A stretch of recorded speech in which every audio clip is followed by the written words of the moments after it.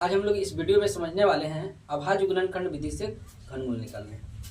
है क्या कि अभाज्य गुणनखंड विधि द्वारा निम्नलिखित संख्या का घनमूल ज्ञात करना किस तरह से हम लोग कर सकते हैं। सब लोग देखोगे अच्छा से। सबसे पहली बात की 125 का घनमूल निकालने के लिए क्या करेंगे, तो 125 लिखेंगे और सबसे पहली अभाज्य संख्या से इसको डिवाइड करेंगे।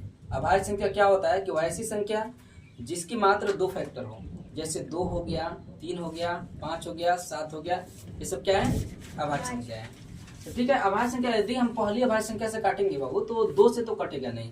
पहली अभाज्य संख्या 2 होता है कि जो कि 2 से कटेगा नहीं। अगर 2 के बाद हम लोग ट्राई करते हैं 3, तो 5 2 7 1 8, 3 से तो कटेगा नहीं। 3 के बाद होता है 5, 5 के बाद होता है 7, 7 के बाद होता है 9, 11 होता है। ठीक है, तो इस तरह से हम लोग अभाज्य संख्या से इसको ट्राई करेंगे काटने की, कोई दिक्कत नहीं होना चाहिए। तो देखो सबसे पहली अभाज्य संख्या 2 है जो जिससे नहीं कटेगा, फिर 3 है, 3 से भी नहीं कटेगा। हम लोग काटेंगे 5 से, तो 5 से काटेंगे, 5 दूना के 10, बचेगा 2, 5 बचे 25। ठीक है, फिर 5 से इसको डिवाइड करेंगे 5 बार, 5 बचे 25, फिर 5 से एक बार काटेंगे।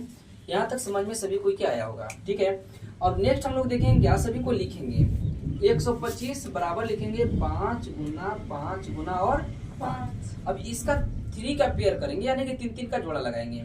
हाँ, तो यहाँ पर देखोगे तो 3 फैक्टर है, यानी कि 3 का गुना जोड़ा लगा दिए, तो 3 के बदला में मात्र एक किसी संख्या को रखेंगे, यानी कितना हो गया, ये 5 हो गया।